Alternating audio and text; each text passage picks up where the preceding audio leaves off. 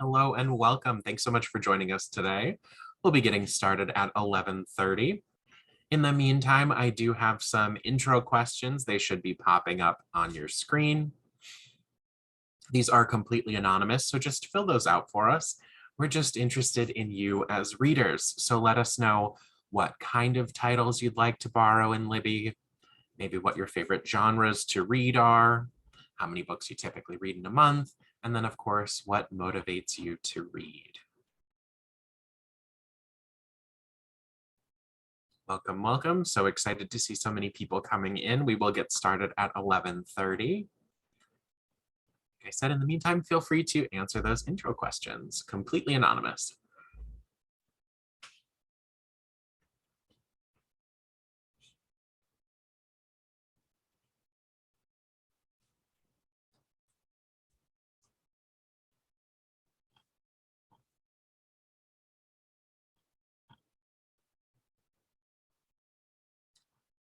Right, and I'm going to close these intro questions. Thank you all for participating. We've got a lot of great answers that came in. Looks like people are interested in ebooks and audiobooks, lots of mystery and thriller and biography lovers. And of course, a lot of you are reading for fun, and some of you are also reading for book club, which we love to hear. All right, well, we are at that 11:30 mark. I'm going to get us started, but of course, people will still be able to join in.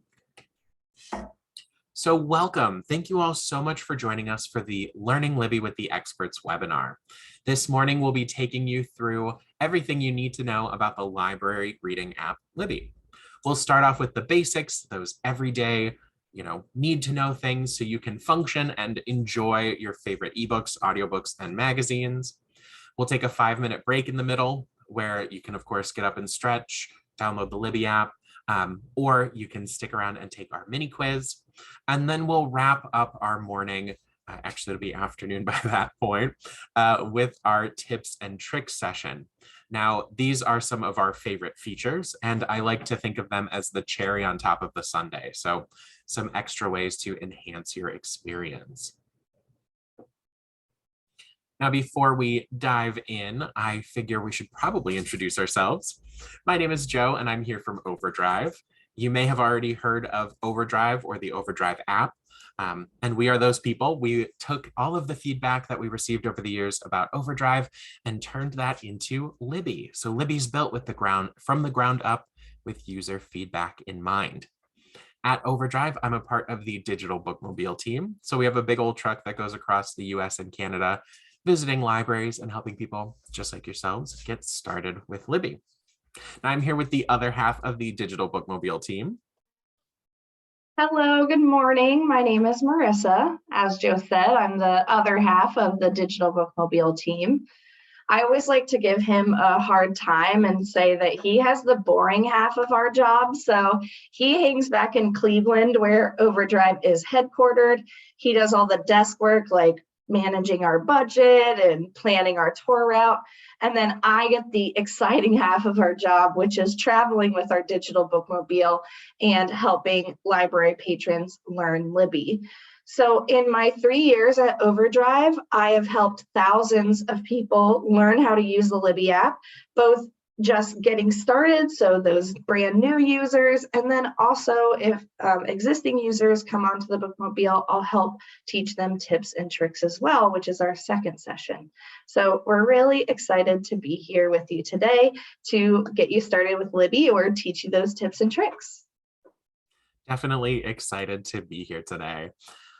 All right, so like Marissa said, I do have to do the boring stuff. So let me just take everyone through some housekeeping. We do have closed captions enabled, and you should already see them on your screen. If you need to adjust those or turn them off, just tap on the button that says CC in your Zoom meeting controls. From there, you can adjust them or disable them for your needs. Next, you can ask Marissa and I questions throughout the entire webinar. So if you've got a question that comes up, tap on the button that says Q&A, type out your question, and if one of us is talking or presenting, the other will be responding. We will get to those questions as soon as we're able. You can also ask questions anonymously if that makes you more comfortable. We are recording our session this morning, and we do this so you have a great point of reference to turn back to. So if you would like to see something again, or if you want to share it with a family member or a friend, or if you only want to stay for the getting started portion today and watch the tips and tricks session in your own time later, we've got all that covered for you. You'll get an email tomorrow morning from Zoom that includes a link to that full recording. And then there will also be a link to our Getting Started with Libby PDF. That will include short video clips of everything we cover in this basics portion on the first half. So if you just need to see something again really quick, that PDF is your friend. Or if you need to hop off early, that full recording is also going to be your friend. We do love and appreciate your feedback, so fill out our survey for us. It will pop up in your browser when we end the webinar, or there will also be a link to it in that email you receive tomorrow. Last, Marissa and I are both going to connect iPads into the presentation this morning. Sometimes Zoom shrinks the display when we connect in that iPad. It doesn't happen to everyone, but if it happens to you, it's just a really quick fix. There's a few clicks, and we'll both post that in the chat when when the other gets connected. If for some reason you're not seeing those instructions or you just want them again, pop a question into the Q&A and we will put those steps there as well. All right, with all of that out of the way, I'll take a second here and get my iPad connected. Now, like I mentioned, Marissa and I are both using iPads this morning, but you can download the Libby app on Apple mobile devices like iPhones and iPads, or Android mobile devices like smartphones and tablets. There's way too many Android options for me to list all the different brands, but think like Samsung or Google. So if you want to download the app on a device, it has to be a smartphone, iPhone, tablet, iPad. If you want to use Libby on your computer, you'll go to libbyapp.com in your browser. There's not an app or a program to download for computers. You just use it on the web. All right, I'm all connected now. So for those of you who are using the app device, we'll start with downloading and getting signed into the app. So if you're on an Apple device, you'll head into that blue App Store icon. If you're on an Android, you'll head into the Google Play Store. Once we're in here, we just need to find Libby.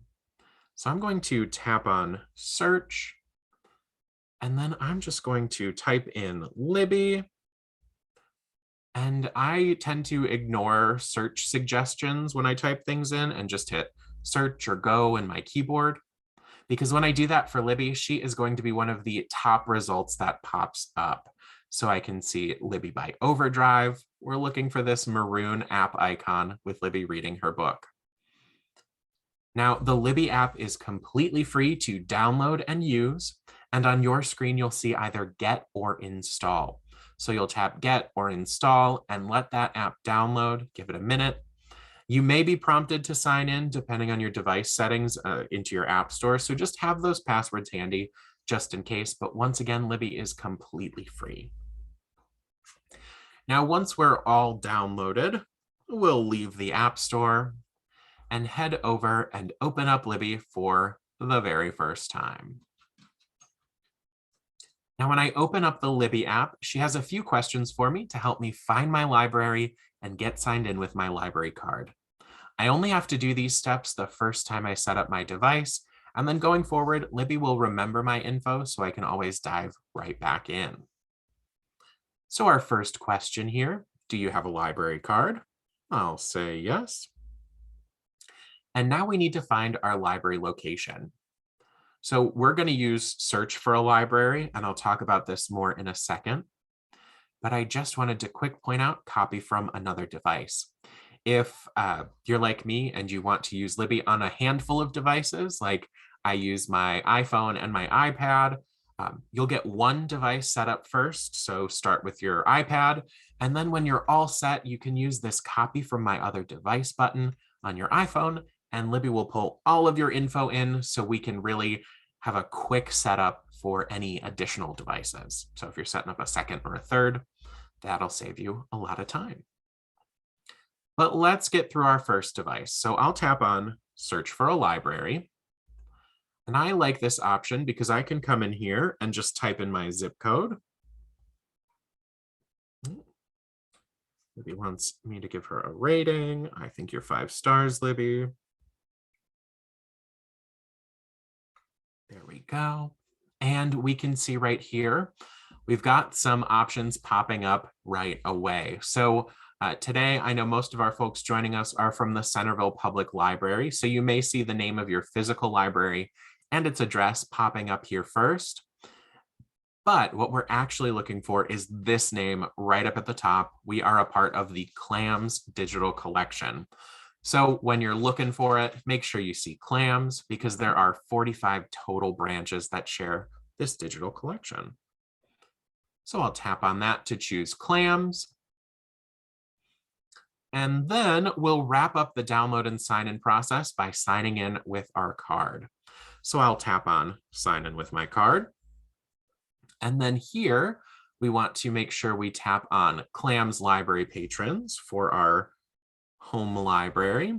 And now you just need to type in your library card number and then your PIN. Now your card number is usually under a barcode on your card.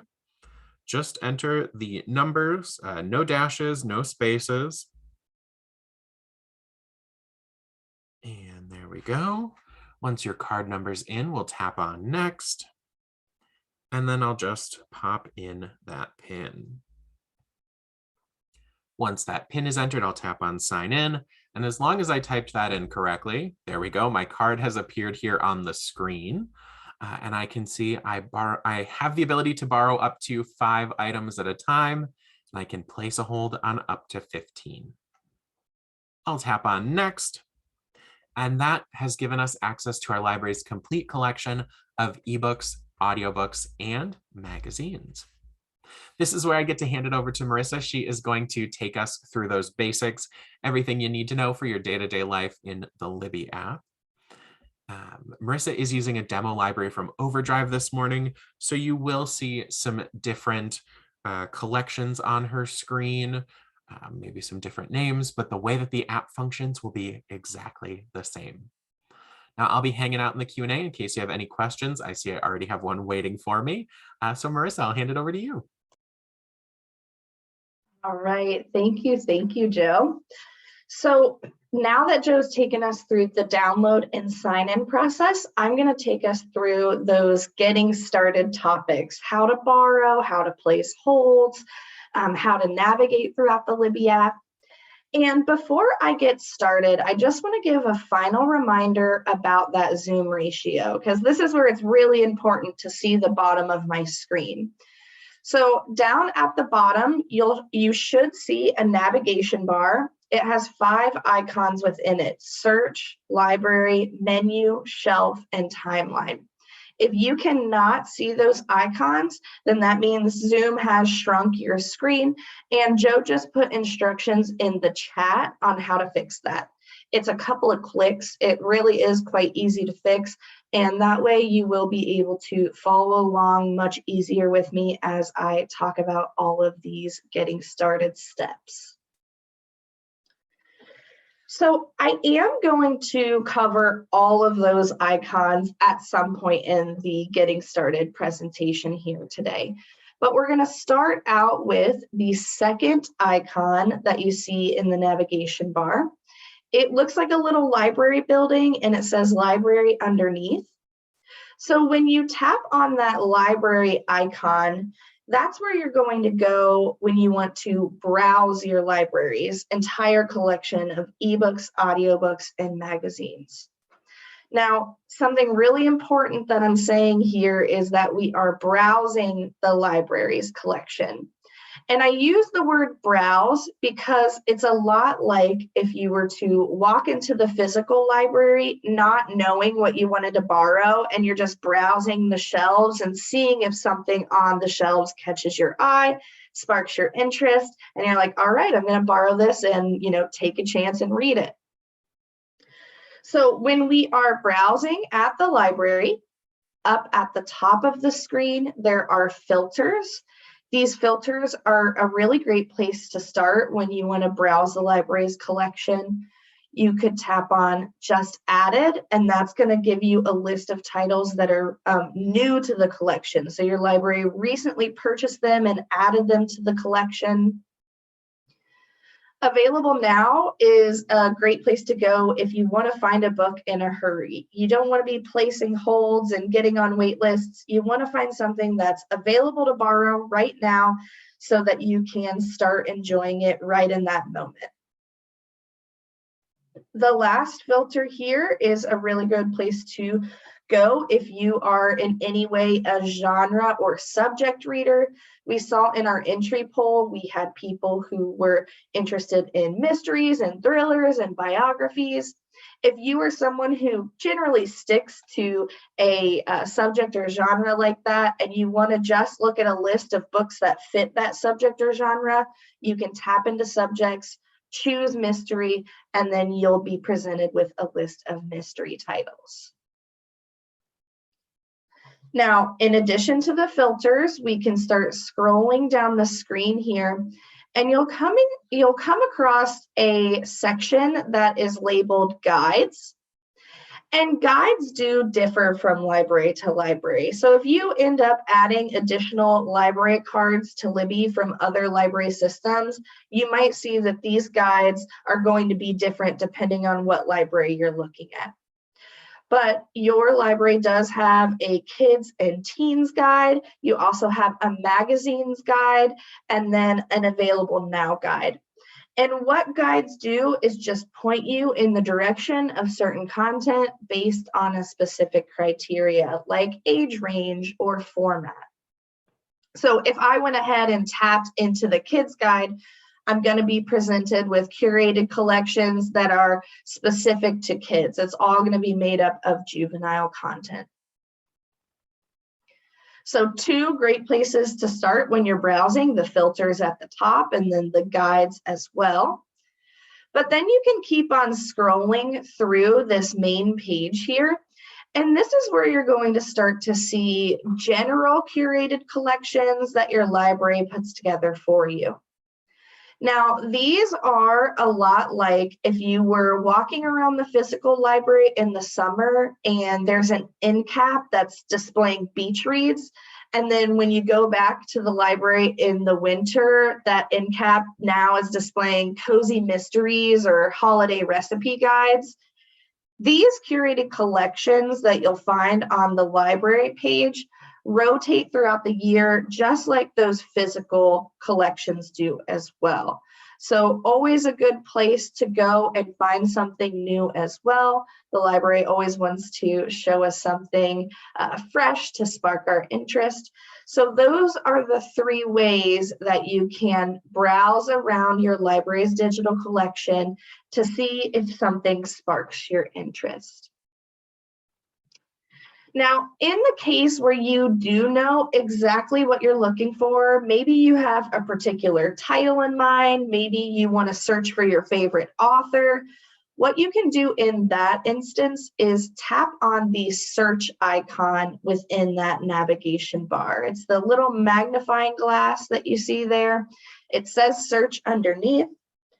And when you tap on search, this will allow you to type in a title, an author. You could even do a magazine or series name as well. So let's go through searching. I'm going to type in Still Life, since we have some mystery thriller lovers here. We'll look for one of those titles. So I'm typing in Still Life. And now I'm going down to the search button in my device's keyboard. I'm very similar to Joe. I just skip over those search suggestions and tap on search because the book I'm looking for is generally going to show up right up at the top of that list. So this is what search results are going to look like. Now, there's two things that I want to point out here as we're looking at the search results. The first is going to be how you can tell the difference between an ebook and an audiobook. And I point out this difference because libraries do purchase those formats separately. And that means you can't open up an audiobook and then decide, never mind, I want to read it and just switch that audiobook into an ebook, you have to borrow it in the format that you want to enjoy it in. So when you're looking for an audiobook, you'll see a square jacket cover, kind of looks like a CD case. Right underneath, you'll see a set of headphones and then the duration of the audiobook as well. So how long you'll spend listening to that audiobook. So those are 3 visual indicators that you can use to know this is going to be a book that I'll listen to. If you would like to read the book instead, you'll be on the lookout for a rectangular jacket cover. Kind of looks like the shape of a physical copy of a book. And you'll know that is going to be in the written format, so you can read that book instead. Now, in addition to telling the difference between an ebook and an audiobook, I also want to point out how you can tell if a title is available to borrow right away or if you'll have to join a waiting list for it. So you'll see the audiobook version of Still Life says place hold next to that jacket cover. And that does mean that there's currently a waiting list on that title and you'll have to join that waiting list to get the book. Now, that is a really simple process in Libby. All you have to do is tap on place hold. That's going to take you to the confirmation page here. And down at the bottom of the screen, you will see the approximate waiting time until it's your turn, so about 4 weeks here. And then to confirm that you want to join that waiting list, all you have to do is tap on that big maroon button that says place hold. Now Libby is giving us a few options for what to do next. And generally when I place holds, that means I haven't found a book that I want to read right now. So I'm going to go ahead and tap on keep browsing. And you'll notice this actually takes us right back to the same list that we were looking at.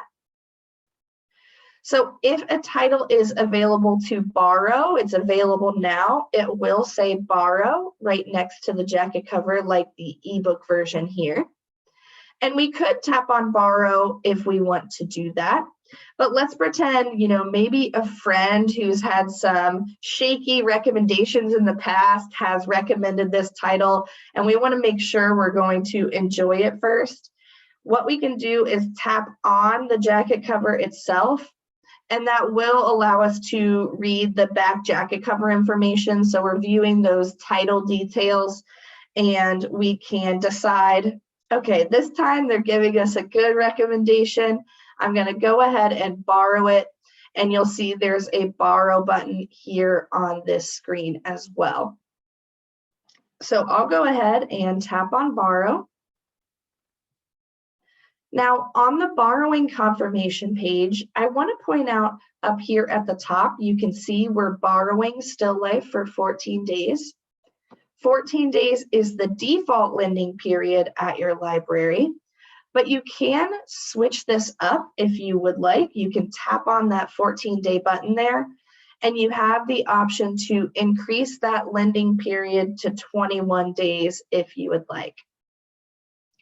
Once you switch your lending period, it will then become your default lending period moving forward on that device. So now when I'm on my iPad mini and I borrow an ebook, I will get it for 21 days automatically. Titles do return on their due dates. You never have to worry about late fees. So I'm going to come down to the bottom of the screen now that we've chosen our new lending period and tap on that big maroon button that says borrow. This is going to confirm that I want to borrow that book. And now that we have borrowed the book, we can see that the title is downloading for offline use. So this rectangular little library card with the check mark on it, That means I have downloaded the title for offline use. And now I don't need Wi-Fi or an internet connection. We could go up in the sky in an airplane on airplane mode. We could go out into the middle of the woods without any cell service, and we'll still be able to enjoy our book without worrying about losing any cell service there. Okay. So now that I have my book downloaded, I'm going to tap on Open Book. And when I do that, Libby is going to give me the option to read directly in the Libby app or send the book over to a Kindle device. If you have a Kindle device, like a Kindle Paperwhite that you prefer to read on, you can tap Kindle during this step, and you will be prompted to sign into your Amazon account, and you can deliver that ebook over to your Kindle to read it there.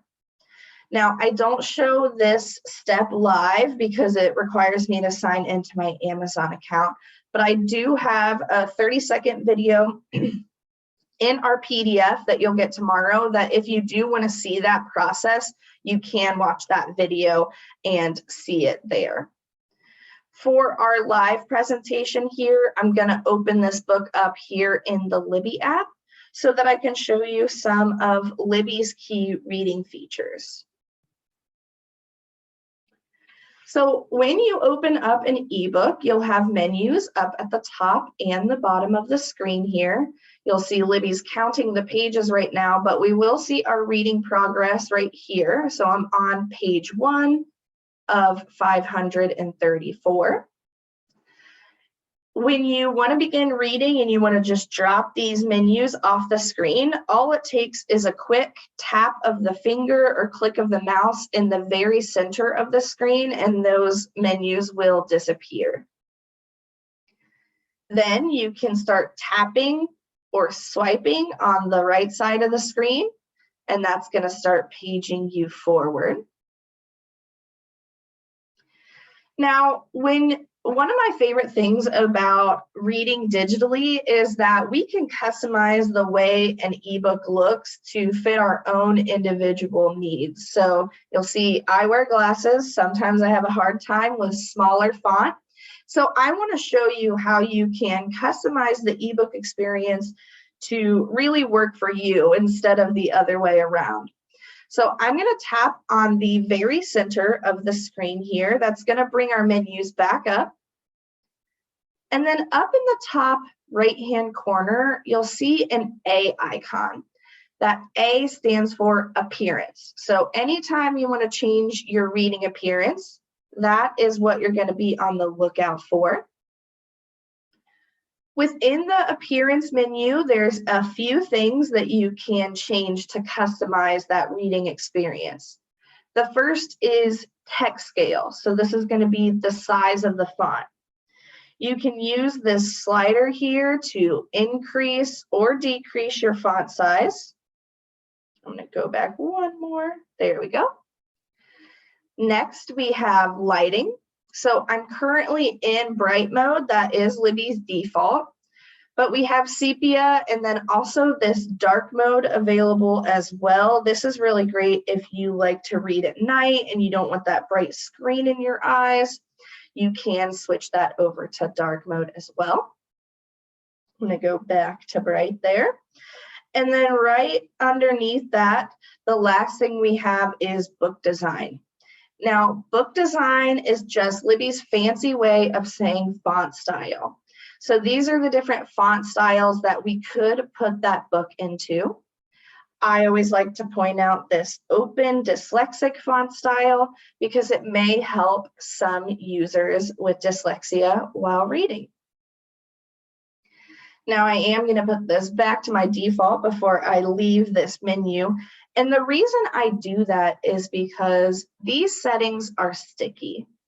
And what I mean by sticky settings is once you set your appearance settings for your own individual needs, Libby is going to remember those for you. And every time you borrow a book, those books will come with those customizations in place You're not going to have to keep opening this menu up over and over and over again.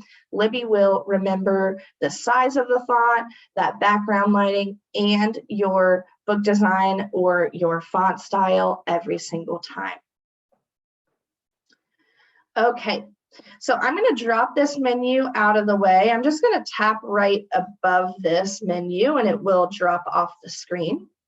And then let's go ahead and leave this ebook and we're going to pop into an audiobook to talk about a few things there. So to leave the book, we're going to tap on the center of the screen. That makes our menus reappear. And then there's a back button up in the top left-hand corner. This back button is how you leave ebooks, audiobooks, and magazines. It'll always be right up at the top of those menus in that left-hand corner there. Okay, so let's take a second here, digest everything I've talked about. I'm going to take a sip of water.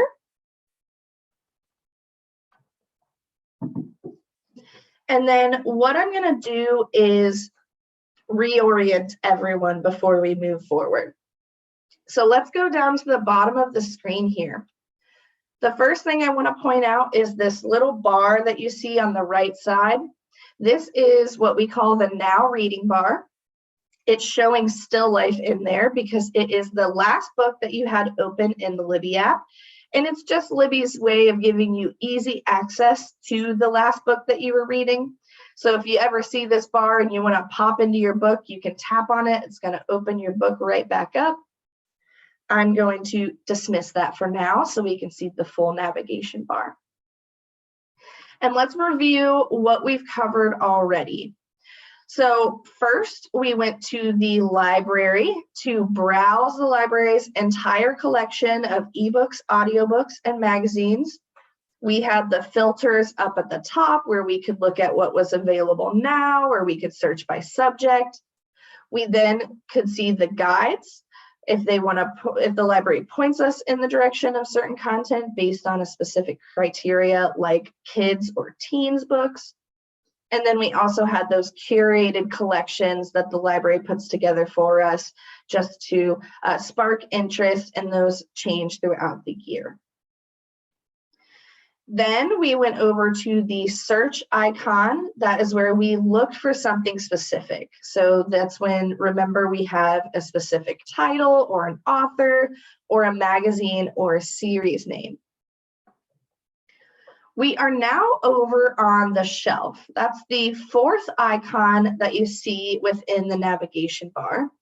And your shelf is where you're going to find your current loans and current holds. So I say current because I'm actively in my lending period for these loans, or I'm actively on the wait list for the holds. So your shelf, you can pull those loans right off your shelf and begin reading them. And up at the top of the screen of our shelf, you'll see we have filters. We could look to at our loans specifically or at our holds. Tags are something we talk about in our deep dive, so I'll cover those then. But here on the main page of our shelf, you'll see all of the titles that I'm within my lending period in, and they're sorted by the last time you open them. So you'll see I have the ebook that I borrowed with you just during this session showing up at the top. And then I have some other books that I've borrowed and read earlier this week. I'm coming down to my audiobook here. I want to open this up and talk about a few things in there. So I'm going to tap on Open Audiobook. Now, up at the top of the screen, we're seeing our reading progress. So I actually haven't started this yet. I'm 0% of the way through, and you'll see your timestamps on the left and right of that reading progress bar. Down at the bottom of the screen is where we have our player. So when you're ready to begin listening, you just tap on this play button. That narrator will start talking. Now, I can hear him on my end. You should just be able to hear me instead. But one of the things that I always like to tell new users when they're using Libby for the first time is that Libby is designed to play audiobooks in the background of your device. Now, what that means is you can open up Libby, tap on play, start listening to your audiobook, and then you can minimize the Libby app and start online shopping, or you can put your screen to sleep and start doing dishes, and you'll be able to continue to enjoy that audiobook while you're multitasking. Now, the warning that I give people is when you're done listening to your audiobook, this pause button acts as the stop. So when you're done listening, tap on pause, that narrator will stop talking, and then you can move on with your day and you don't have to worry about losing your place. There have been more than a few times on the bookmobile where I've seen someone just turn the volume down on their device instead of come in and tap on pause, and they're going to lose their place and have to spend, 15 minutes searching of where the last time they were listening. So I like to give that warning just in case. Always tap on pause so that you know that narrator has stopped talking. Okay, let's go up to the top left-hand side of the screen. Remember that back button does allow us to leave our books. So I'm going to leave that audiobook, and that returns me back over to the shelf. And we're going to go down to the bottom of the screen again here, and you'll notice that I have a new now reading bar. So now that audiobook is appearing, and it's because it's always the last book that you opened in the Libby app. I'm just going to dismiss that again. We talked about how the shelf is your current books, your current loans, and your current holds. Right next door, there is the timeline. This is a little clock there that you see, and it says timeline underneath. This is all of the holds, all of the loans, all of the returns that you've ever done in the Libby app. So this is, you can think of the timeline as your history. Your shelf is current. You can pull those books off your shelf because you're in your lending period and read them. Your timeline is your history. This is everything you've ever borrowed or placed on hold in the Libby app. The last thing we're going to talk about, or the last icon, not the last thing, there's a few things within our last icon, is the menu. It's in the very center of our navigation bar here. So there's 3 little lines that say menu underneath. And your menu is what you can think of as your app settings. So the first thing you'll see in your app settings are notifications. Any in-app notifications are going to appear in this gray box here that you see at the top. Now, I currently don't have any notifications, so Libby's actually prompting me to just manage my notifications, manage how I receive them, and things like that. So I'm going to pop into this menu here to show you what managing your notifications does. Libby does actually bring this particular menu, the Manage Notification menu, to you the very first time you place a hold. So it'll be a little easy on you. I'm going to tap on Manage Notifications to open up that menu. Notifications are how you're alerted about important events in the Libby app. You'll see up at the top here, there are 3 ways to be notified. By default, Libby is set to this blue push notification option. So all of these will be blue, and push notifications appear on your device's screen regardless of what app you have open. So that means you could be looking at the news, you could be browsing Facebook, and if your hold becomes available, it's going to appear as a notification on your screen, just like a text message would. Now, if you want to switch that over to a menu badge instead, you're more than welcome. I want to make sure you understand that a menu badge is an in-app notification. That means you have to open up Libby to see it. It will not appear outside of the Libby app when you're using any other app. And I did show you where those notifications will appear. It's in the menu in that gray box right up at the top of that menu. So again, if you're going to open Libby every single day, menu badge is a good option. Otherwise, I would stick with that push notification option so those notifications are appearing outside of the Libby app as well. Of course, if there's something that's not important enough for you to receive a notification, you can set that to ignore as well. Now, underneath all of the ways you can be notified are all of the things that you can be notified about. And the one I'm going to talk about here with you today is Hold Ready. I really recommend that you keep your Hold Ready notifications set to the blue push notification option. And the reason I recommend that is because when it's your turn on a waiting list and that hold is ready for you to borrow, you will have a 3-day period to take action. In that 3-day period, you can either borrow the book, cancel the hold, or have the hold delivered later. Delivered later is a really great feature if you have a busy week and that book becomes ready and you're like, there's no way I'm going to be able to have time to read it. You can have the hold delivered later, and that allows you to stay at the top of the waiting list and have people skip over you in line until that time period that you set ends, and then you'll be the next person in line to receive the book. Now, if you do not take action in that 3-day period where that book is sitting in limbo, then Libby will automatically deliver the title later to you one time as a courtesy. You'll get another 3-day period to take action.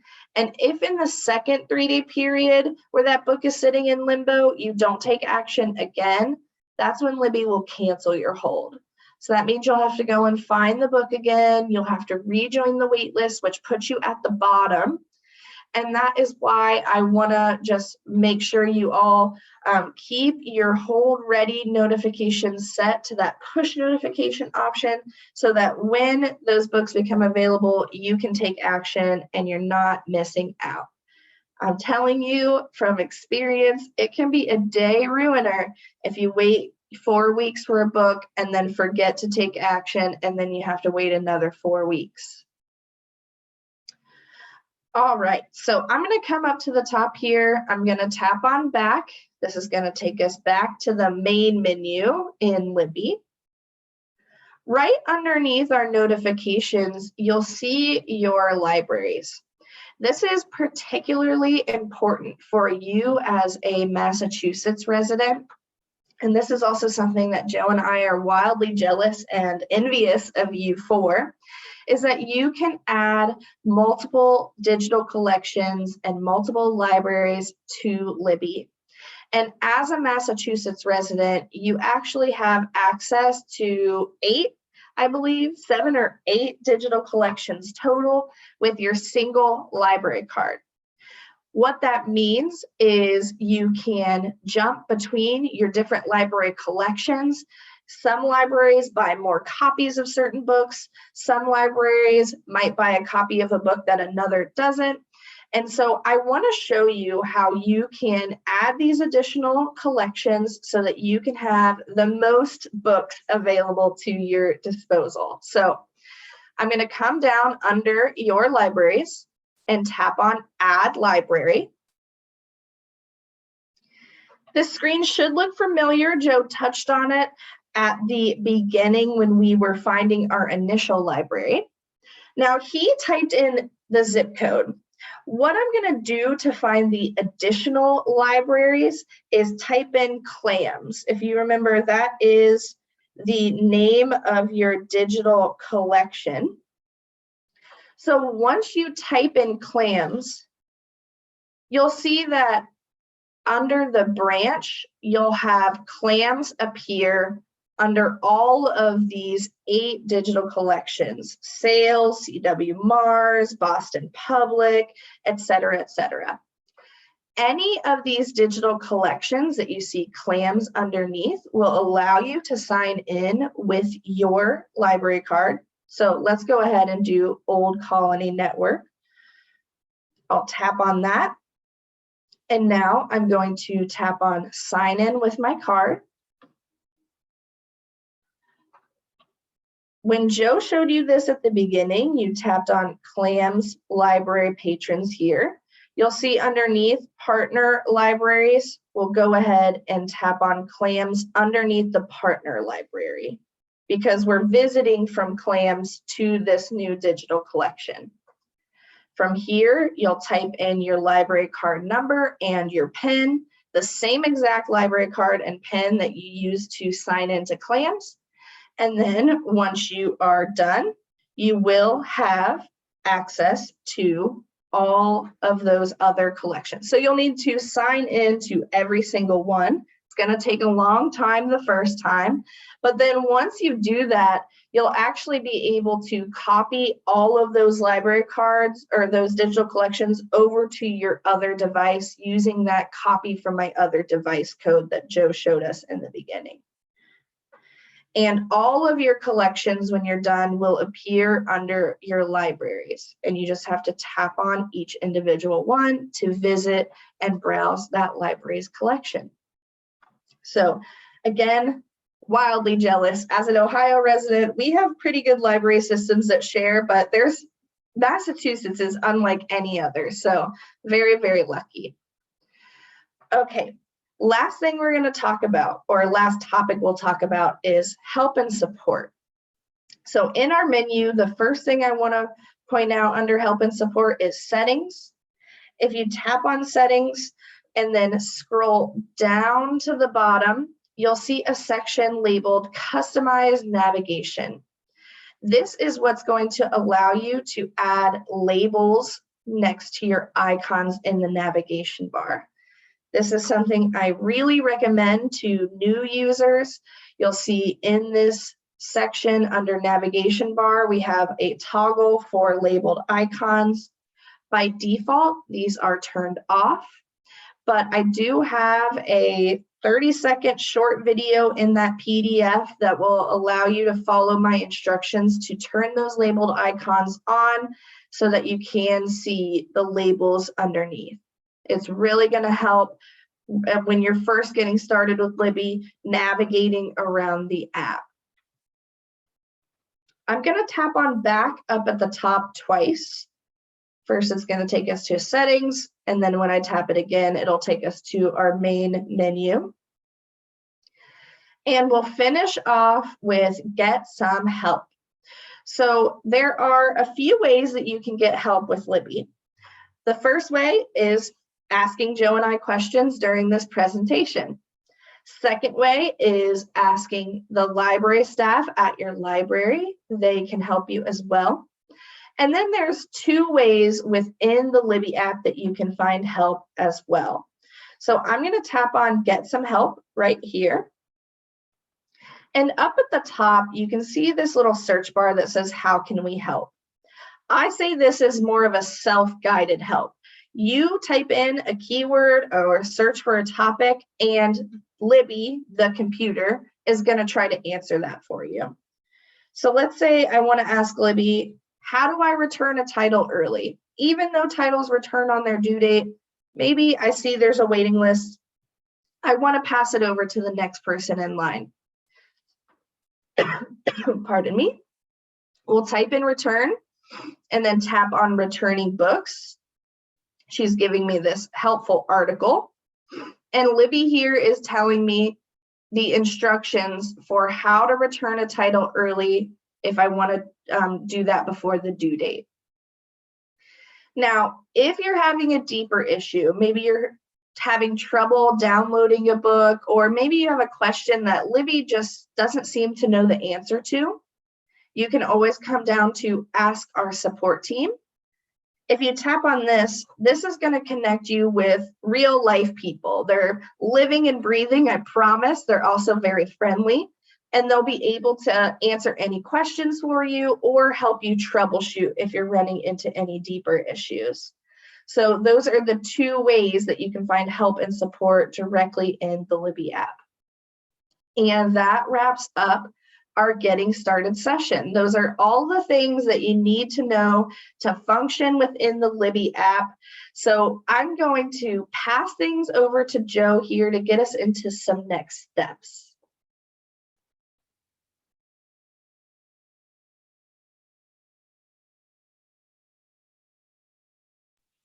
Sorry about that. Just having some fun little pains on my end. There we go. My computer didn't want to cooperate right there. There we go. All right. Well, thank you, everyone. We are heading toward the end of our basics portion. We are going to remind y'all right now, of course, keep sending in all of these great questions. We love to see them. You can keep doing that. We are now heading into our 5-minute break period. So I'm just going to round up a little bit. We'll say, everyone, if you are walking away from your computer for the moment, please be back at 12:25. We'll give you a few extra minutes on that just so I don't have to do any more specific math. So take the next couple minutes to feel free to get up and stretch, download the Libby app, ask us questions. But of course, if you don't have any questions for us, we do have some for you. We are going to test your knowledge with our mini quiz. It's a great way to wrap up what you learned in this basics portion. And then at 12:25, we'll head into our deep dive session where we'll look at 4 of our favorite features of Libby. Like I mentioned at the top, these are kind of those cherry on top of the sundae features. You don't necessarily need to know them to use and enjoy the Libby app, but having them around sure is pretty sweet. So just kind of keep that in mind. We know there's a lot of great info that comes from the basics section, and we don't want anyone to leave this morning, afternoon feeling overwhelmed. So just keep in mind, we'll give you a last call before we head into the deep dive. So if you want to hop off early, you'll have the chance to do that. Remember, you'll get that recording tomorrow. That includes a link to the full webinar. So if you want to review the deep dive on your own time, you are able to do that. All right, so I am going to start our mini quiz here.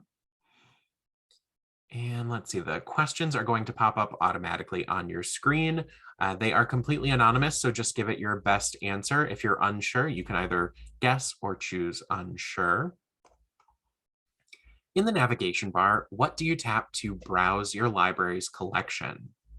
The magnifying glass, the library, the menu, the stack of books, or the clock? Keyword here is browse. We don't know exactly what we're looking for. We just want to find our next great read.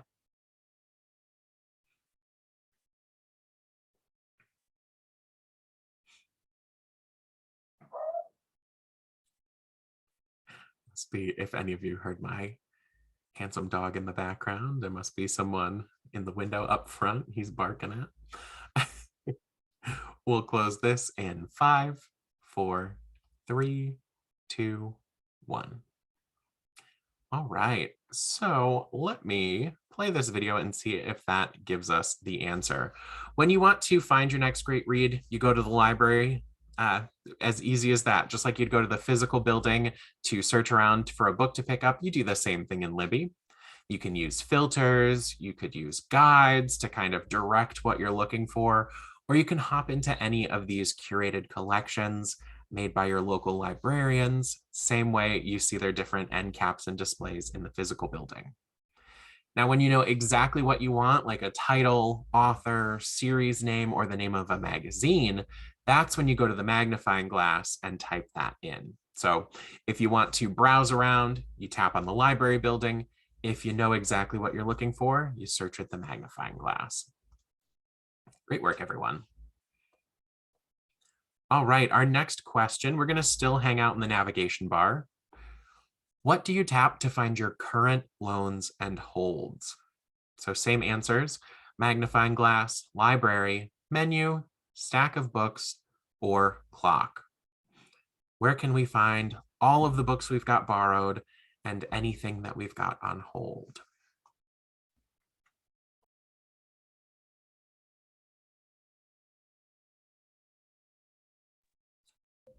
And I'll close this one in 5, 4, 3, 2, 1. All right, excellent work, everyone. So your current loans and holds live on your shelf. And to get to your shelf, we'll head down into the navigation bar and tap on that stack of books. Up at the top, we've got filters so we could see just our loans or just our holds or our tags. We'll talk about those in the deep dive. And if we scroll down the shelf, we'll see everything we currently have on loan from most recent to oldest. Now, if you have any holds that are available, they'll appear at the top of your shelf with Libby prompting you to take an action. Ooh, Marissa, we might need to adjust this slide. No idea what happened there. Let's see if I can do it. There we go. Good. And it's fixing real time. There we go. Sorry about that, folks. Even we're not perfect. All right, for our third question, let's dive into an ebook. What are the 3 ways you can customize your ebook's appearance? You can change the text scale or the size of the font, the lighting or the background color of the page, the book design or the font the book is written in, or the language the book is written in. So there are 3 correct options here out of 4. Select all that apply.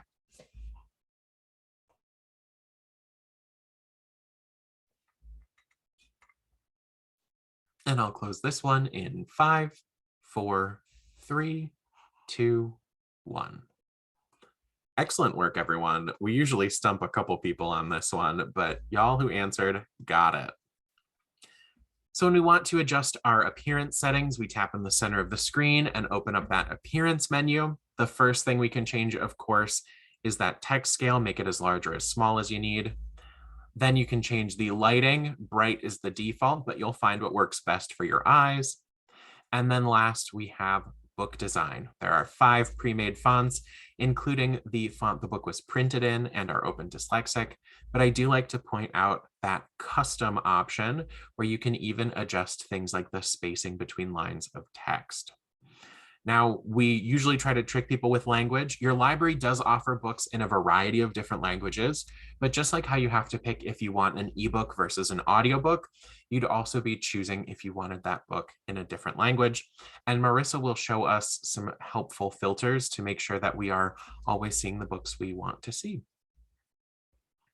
And with that, I am out of quiz time. So let me take us.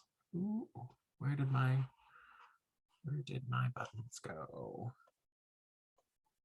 For whatever reason, there we go. Sorry about that, folks. For whatever reason, my computer does not like me today. There we go.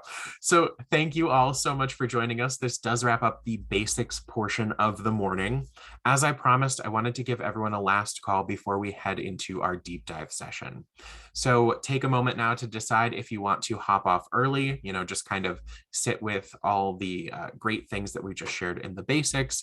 And remember, you'll get an email tomorrow morning from Zoom that includes a link to our recorded webinar. So you'll be able to review these deep dive items in your own time if you want or need to hop off now.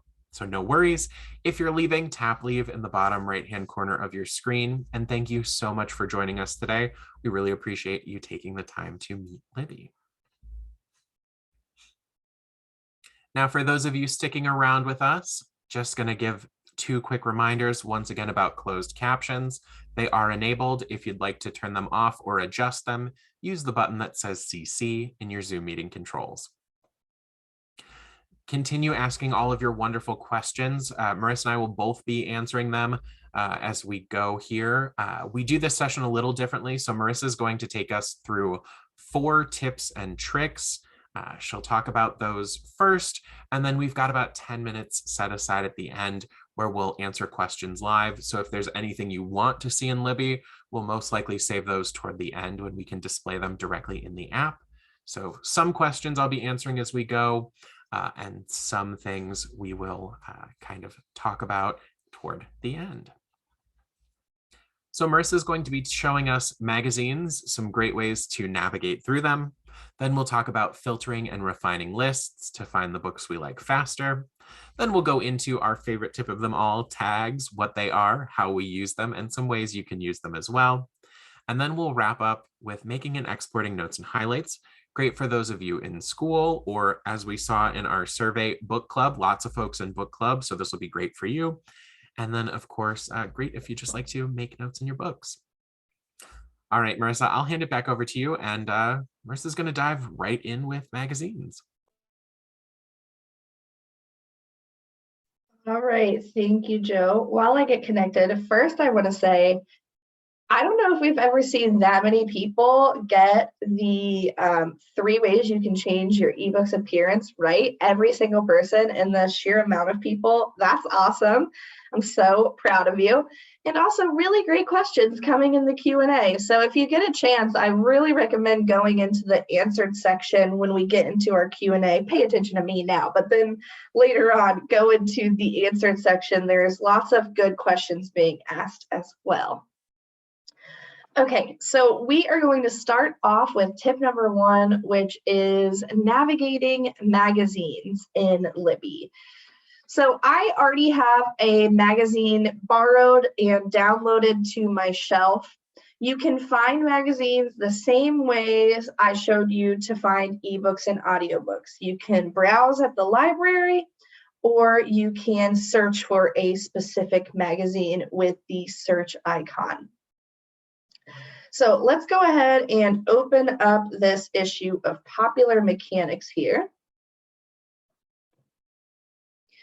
Just like in our ebooks, we have menus up at the top and the bottom of the screen. Now, in magazines, you will also have some thumbnails that are just displaying each individual page of the magazine. And if you have better vision than I do, you can certainly use those to navigate throughout. I've seen people do it. My eyes are just a little too weak to be doing that anymore, so I can't really tell what's going on down here. And if you're in the same boat as I am, then I will show you a few other ways to navigate as well. But that is an option for you. Now, I am going to tap in the very center of the screen to drop those menus out of the way. And then our second way of navigating, which we've learned already, is tapping or swiping on the right side of the screen. Now, if you like to read one specific article in a magazine, you're not really interested in going through all the ads, or there's lots of articles that you're not interested in, what you can do is navigate until you find the table of contents here. And then these articles are all linked out individually. So let's say I wanted to specifically read this article about space, the 6th article in the magazine. I can just tap on that little box there, and Libby takes me right on over to that page. So I'm now on page 28, and I didn't have to skip past all of those ads and other articles. Now, this is what I call the traditional magazine view. And if you're on a larger device like a computer, or if you're on an iPad Pro, those things are massive, then this traditional magazine view is likely going to be large enough for you to read without any issue. I'm on a smaller device right now. I'm on an iPad mini, so like this is quite small for me.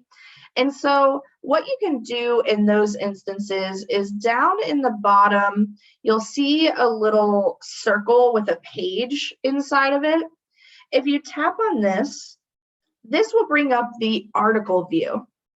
And up at the top, it's showing the picture of the page that we were looking at. But as I scroll down, you can see that now that article is in a written format that I have an easier time reading. It's also a scrolling menu, which is quite nice.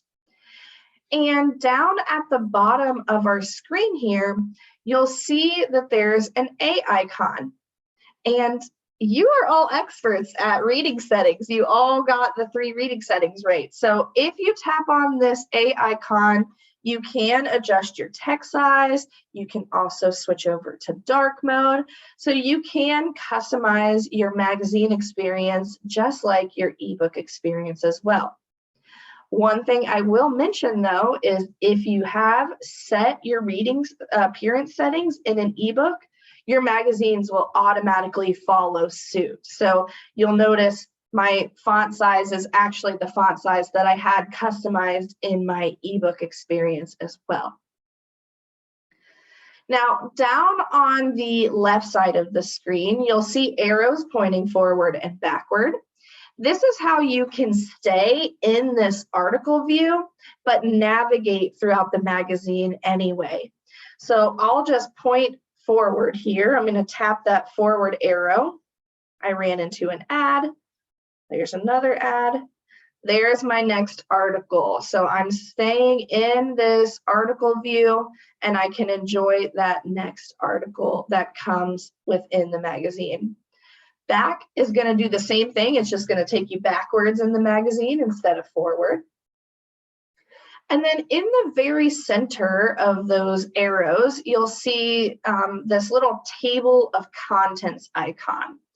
And if you tap on that, you'll be presented with a full list of all of the articles within the magazine. So let's say, oh, I always want to learn about miter saws. I want to read about this. I'm going to tap on that, and I'm staying in the article view, but hopping over way farther into the magazine. So I skipped, probably 10 or 15 articles there and just read the one that I was most interested in. So that is how you can navigate throughout the magazine within the article view, which in my opinion is just a little nicer and easier to read without straining your eyes. Now, when you are all wrapped up, you're done reading your articles, what you're going to do is tap on done in the bottom right-hand corner. That's going to drop the article view out of the way, and it's taking us back to that traditional magazine view. And then when you want to leave the magazine entirely, you'll tap in the center of the screen, and we'll recognize that back button up in the top left-hand corner. And that will allow us to leave the magazine and return to our shelf. So that was a nice quick tip to get us started, all about navigating the magazine experience. We're now going to talk about how to filter and refine your browsing and searching to find the books that you like faster. So let's go ahead and go to the library. We're going to visit the library and browse all of their shelves here. And I'm going to tap into the Available Now filter. We can see we have 79,000 titles within the Available Now filter. So if I'm looking for a book, I could truly be here all day with that quantity. So let's start narrowing that down to make it a little easier on ourselves. The first thing I'm going to show you in this tip is setting a preference. So you'll see in this dark blue bar across my screen here, on the left-hand side, there is a preferences button. Preferences are filters that are saved and applied to all lists in Libby. And what that means is you can set a filter that will stick and stay no matter how many times you open and close the app or how long in between reading sessions you go. So you could set a preference and then you could not open Libby for 2 months and then come back, and when you search or browse for a book, those preferences are still going to be filtering content out for you. So in what instances might you want to set a preference, a filter that's going to be remembered in the Libby app? The most common one that I see people set on the digital bookmobile is language. So I am not multilingual, unfortunately, much to my high school French teacher's dismay. I retained very little of what they taught me. And so I only speak English. And that means when I'm looking for a book to read, I only want to see titles that show up in English. I won't be able to read things that are written in French or written in Spanish. So under language on my personal device, instead of any, I have an English preference. Now, when I search for books, only books written in English are going to show up. Now, another popular one that I see as well is format. If you are someone who is particular about how you consume your reading materials, maybe you are a diehard reader, you don't really like audiobooks because you like to, make up your own voices in your head, then you can select books, and that will make it so that Libby only shows you books in the ebook format when you're searching or browsing. Of course, some people are the opposite. Some people like the audiobook experience, and it's easier to fit reading into your day when you're listening instead of sitting down and reading. And if you prefer the audiobook experience and you only want to see audiobooks when you're searching and browsing, you could set an audiobook preference. I like them both, so I'm going to keep them there. The last one that I'll show off that is important as well is audience. So right now, when I'm looking for a book, it doesn't matter if it's a juvenile book all the way up to a mature book, I'm going to see everything. If you have young kiddos who have their own device and you want to make sure they're not coming across 50 Shades of Grey when they're looking for a book, you can certainly come in and set a juvenile and young adult preference here, and that will make it so they're only seeing age-appropriate content.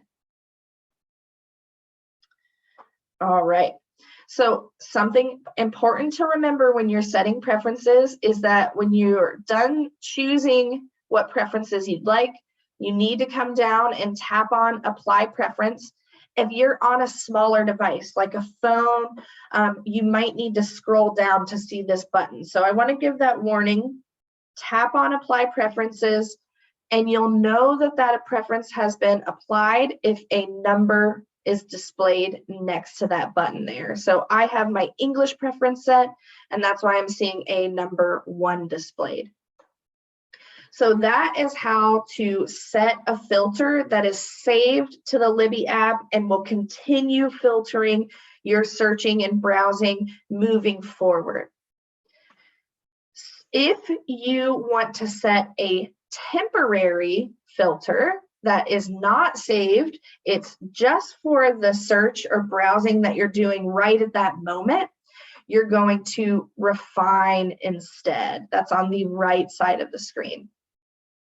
Now, we are going to refine this list, but let's give a little prompt beforehand so you can see how quickly we can narrow this list down. Let's pretend my mom and I are going to go on a road trip tomorrow.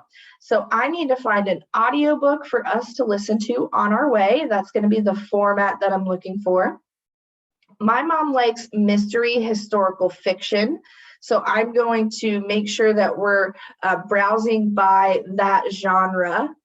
And then the last thing we'll look for, or we'll narrow this down by, is sorting this list by release date. We want to see the newest titles show up at the top, and then as we make our way down the list, those titles will get older. So audiobook format, mystery historical fiction, and then a new release. We started out with 79,000 titles. So let's start narrowing this down. I'm going to come to refine. And the first thing we will select is format. And I want an audiobook in this instance. Now you'll remember I like ebooks and audiobooks. So that's why I'm coming into the refine, because it's temporary. The next time I look for a book, it's going to revert back to showing me both ebooks and audiobooks. So we've narrowed that down to 22,000, but let's come back to refine. And now we're going to select our subject. So my mom likes mystery,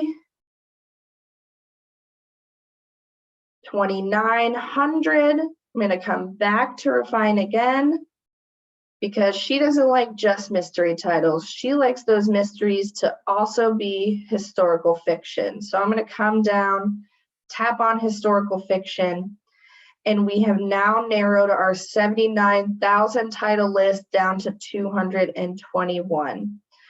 Now, I want to point out that what I'm looking at right now is not a list of mystery titles and historical fiction titles.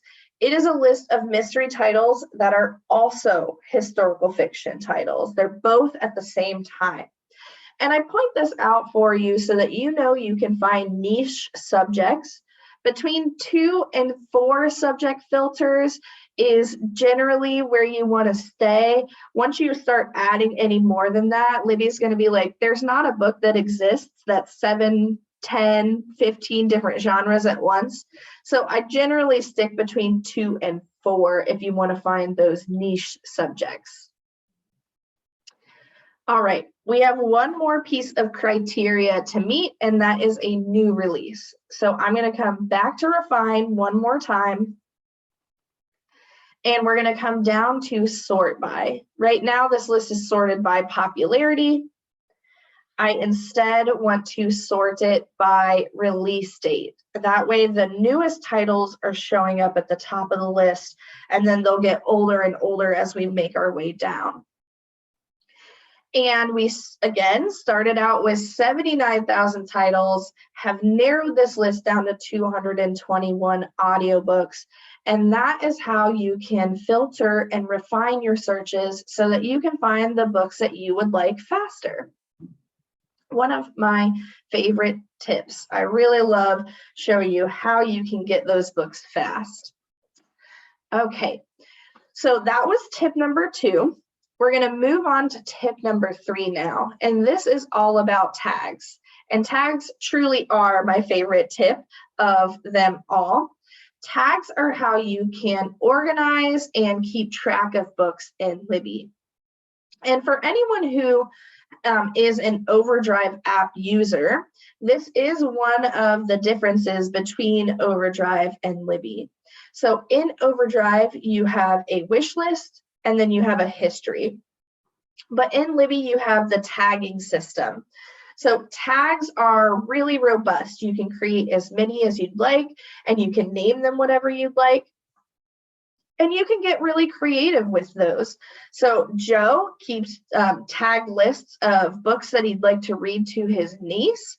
I keep track of books that I want to buy my father-in-law over the holidays. He's an avid reader, and I'm constantly challenged with finding books for him for every holiday. So when I'm browsing in Libby for myself and I come across a book that I think he'll enjoy, I add it to a tag. And then when Christmas rolls around, I can open that tag up at the bookstore and buy that book really nice and quick. So you really can use tags in any way that you would like. You're not limited by a specific tag. You can create whatever ones you want. So let's go over how to create tags, and then I'll also show you how you can export those lists out of the app if you want to share them with a friend, or maybe take a list over to book club. You can do that as well. So what we're going to do is, as we're searching for this book, let's say I come across Clark and Division. And this looks really good, but maybe it's not perfect for my mom and I's road trip. Maybe it's a little too YA for my mom. So what I'm going to do is come down to tag. It's that third option that you see there. And once I tap on tag, Libby is giving me the option to create a new tag or to add this book to an existing tag that I have already created. Now, regular tags are just lists that you create to stay organized. But smart tags have special abilities. These are tags that Libby has created. And the one that is really important here is this little red receipt. This is the borrowed smart tag. And the borrowed smart tag automatically applies to any books that you borrow in the Libby app, keeping track of those for you. I'm going to show you here in a second why I love this tag so much, but I also will show you how to delete it if you're not interested in Libby auto tagging your books like that.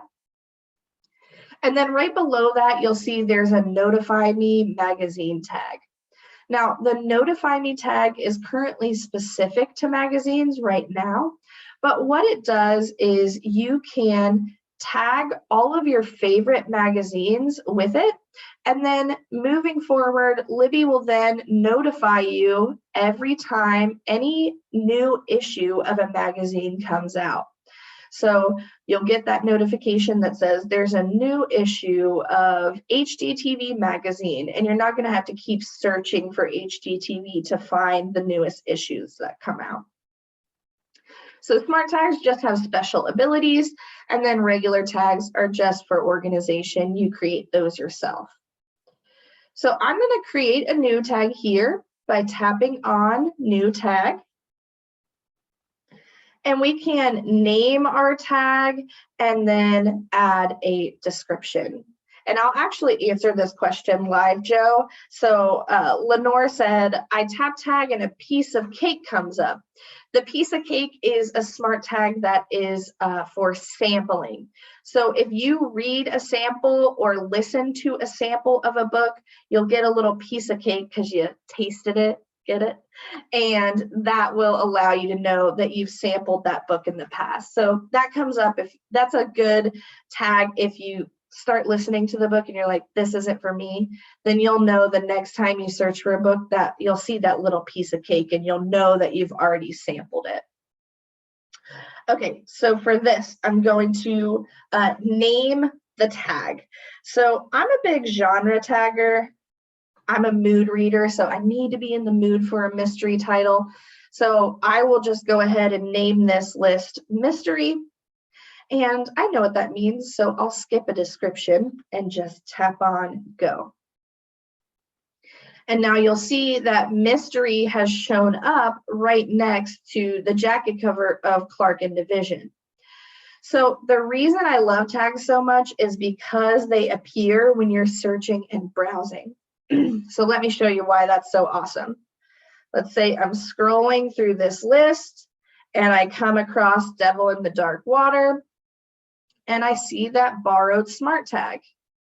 Before this tag was created, I probably would have listened to the sample or read the first 50 pages of the book because I read so much, sometimes I forget what I read. And now I know I've read this book, because it has that borrowed smart tag. That means I've borrowed it in Libby, and I can just skip over it in this list. I don't even need to listen to that sample. I scroll some more, and I see the to be read tag. So that means I've added it to my wish list. I've made a wish list of to be read titles. I'm probably going to go ahead and borrow this book right away because I know that I've expressed interest in it before. Now, Lenore, that little piece of cake will also show up in the same place. So if you sample the tag, your piece of cake will show up as well. And that's what I mean by you'll see that you've sampled it before. You can just skip right over it. If clearly, if it's just sampled and doesn't have that borrowed tag, that means you weren't really that interested in it, right? So that is how you can create your tags. Now let's go over to the shelf. It's that stack of books, says shelf underneath. And on your shelf, up next to your filters for your loans and your holds, you'll have your tags. So I have 6 tags created. I'll tap on that filter there. And I can tap any of these individual lists if I want to look at that specific list of books that I've tagged. So let's hop into my to be read wish list here. I'll tap on to be read. And here are all of the books that I've expressed interest in reading later. Now, one thing I want to point out that's really important, again, as a Massachusetts resident who will have 8 digital collections, Over here on the right side of the screen where there's that little library card with the plus sign on it, if you tap on that icon, you will be able to see all of your libraries appear at the bottom of the screen, and then you can compare which one you'd like to place a hold on or borrow it from. So in this instance, you can see it's a 2-week wait at Clams. My second library doesn't even own it, and then my first library does have 1 copy available. So this is how you can kind of search in between all of 8 of your libraries if you want to compare the availability of a title. So I really like to point this out to everyone, but it's especially important for you.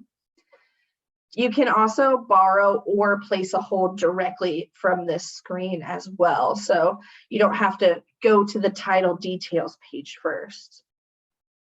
And I want to point out that it doesn't matter if it's the plus sign with the library card or the calendar with the clock. This means it's currently on a wait list at my library. This means it's available now. They do the same exact thing. If you tap on that calendar, you'll see all of your libraries pop up at the bottom as well. Okay, back to tags though. Up in the top right-hand corner, you'll see an actions button. And if you tap on actions, you can rename your tag or delete it. I point that out for the borrowed smart tag if you don't want Libby automatically tagging your titles. But then in the center as well, you have the ability to export your tag. So I'm going to tap on export tag. There are a few different file types here. If you want to do something specific with it, these different file types are helpful. Let's just say, for the sake of this example, I'm going to share it on the web. So I'll go with the table, the HTML version. And now we are in the data export page. So on an iOS device or an Apple device, the share button is going to be up at the top of the screen here. On an Android, I believe it is at the bottom, or it really might depend on what web browser you're using, but you're going to look for the share button. And then once you tap on share, you can send this out in a text message. You can send this out in an email. Or if you scroll down just a bit as well, you'll have the option to print this out. So if you want a physical copy to share with a friend, you can print that out as well. So lots of goodies when it comes to tags, and I'll stop myself there before I get too overwhelming. I really could talk about tags all day. It's one of my favorite features because I'm a type A personality. But I'll move on to our last tip. I'm running slightly behind right now, so I apologize if you do need to hop off right at 1 o'clock. We'll still leave time for questions, and if you need to leave, you'll be able to watch that recording and see any of those questions as well. But I'll go into my last tip here, and it's going to be all about making notes and highlights. So all of you book clubbers that indicated in our entry poll, this is the tip for you. I'm going to go ahead and open up this ebook here. And when you want to make a highlight on a passage, what you're going to do is start at the very beginning of the passage. This could be one single word. It could be a full paragraph or just a sentence. It doesn't really matter, but start at the very first word. I'm moving my mouse slightly to the left so that you can see as I hold my finger on my iPad, the word "this" is turning blue. Now I say hold your finger because if you tap, it's going to turn the page. So as soon as your finger makes contact with the screen, keep it on the screen and then drag it across the screen until the passage you want turns blue. And then you can lift your finger up off the screen there. Once you do, you'll have a menu appear at the bottom and we can highlight. You can even select some colors here if you want to stay organized. And once you've placed your highlight there, you can tap on the highlight itself, and that will allow you to add a note to your highlight. So I'll just say this is a note for the sake of demonstration. You can write full paragraphs here. I promise, I have before. And then once I've written my note, I'll just tap outside of that menu and it drops out of the way. So I'm going to start paging forward here. And let's say I want to reference my note now. What I'm going to do is tap in the center of the screen. And then up in the top right-hand corner, you'll see the three little bookmarks sitting in a row. If you tap on those bookmarks, you'll be able to see all of your notes and highlights that you've made in the book. So maybe I want to reference this quote here about Mr. Bingley in chapter 3. I'm just going to tap on it. And Libby actually takes me right on back to that page. I can see the highlight that I made. And then if I want to see the note as well, I just have to tap on the highlight and my note drops down. Now, if you're in book club, you'll know that sometimes you pick a popular book to read for book club. You might borrow the book, make your notes and highlights on it, and then when book club rolls around, your due date has ended and someone else is reading it, so you can't borrow it again. In instances like that, we still have two different options for you to find your notes and highlights for the book. So I'm going to show you how to do those as well before we wrap up and go into our Q&A. I'm going to tap in the center of the screen to leave this book because we still have this book on our shelf. And what I'm going to do is search for a book that I've made notes and highlights in that's no longer on my shelf. So I'm going to go down to the search icon,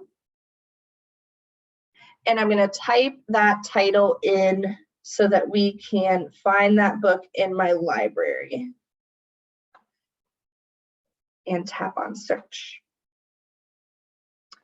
Now, this is another reason I love that borrowed smart tag is because I can see that I've borrowed this book before, and that means I know that that is the book that I made notes and highlights in.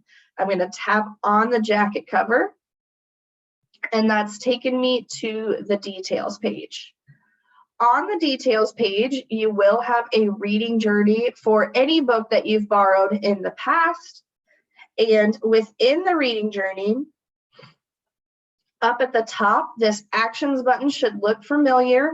We could tap on actions and we can export our reading data. So I showed you how to export your tags. You can follow the same steps to send your notes and highlights in an email or print them out, and you can have those as a physical copy there. If maybe that's just like one step too far and you just wanted to like quickly reference one note that you made, you can scroll down on your reading journey and you'll see the timeline for the title, which will allow you to view your highlights as well. So I could just tap on each individual highlight. Here is the passage that I highlighted at the top, and then the note will show in quotations right underneath. So there are ways that you can find your notes and highlights, even if a title has returned to the library and you don't have the availability to borrow it. You can reference those on the reading journey on the details page. All right, Joe, I know, I'm sorry that I've run us over a minute already, but I'm gonna hand it over to you to get into our Q&A. How could you? How could you do this to us? Well, thank you, everyone. That does wrap up all of our planned programming for you. Marissa and I are more than happy to sit on here for the next 10 minutes or so if you have any questions or anything you'd like to see shown off in Libby before we end here. So if you've got any final questions, send those through the Q&A. While we're waiting to see if anything comes in, just as a reminder, you can always get help directly within the Libby app. Just tap on that menu button in the center of the screen. And then underneath help and support, tap on get some help. From here, you can use that search bar to type in any kind of keywords or short phrases about what you might have a question about, whether you want more info, or if you're experiencing a problem. And then tap on search, and Libby will give you some search suggestions. So if you wanted more info on tags, you might tap into what are tags, or if you don't see any articles that match exactly what you're looking for, you could tap right here on Ask Our Support Team. If you tap on that, this is where you'll be prompted to type out a problem if you're having a problem, a question, maybe you just want more info, or if you have an idea for the future, we love to have a suggestion for the app, you can send those through here. Once again, this is all done through email. That's how our amazing 24/7 tech support team operates. So make sure that you double check that you typed in your email address correctly so they can respond to you, and they'll get to you as soon as they can.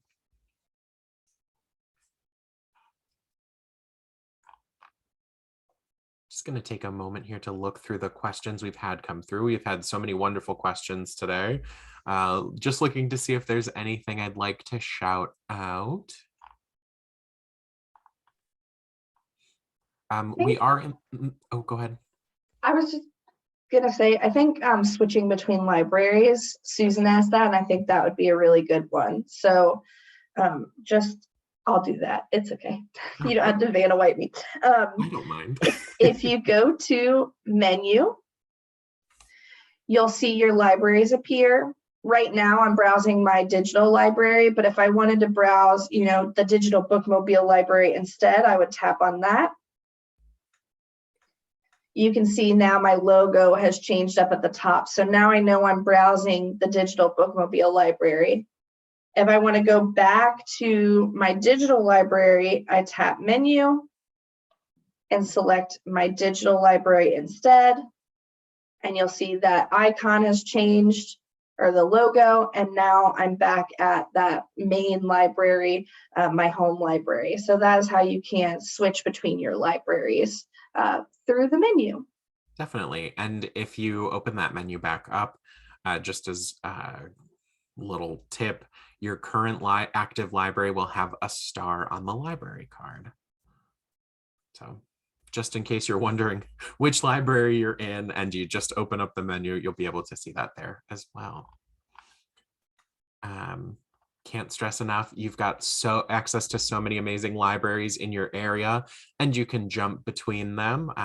Each library has different lending period requirements. So I want to say most of the libraries in Massachusetts are default 14 days.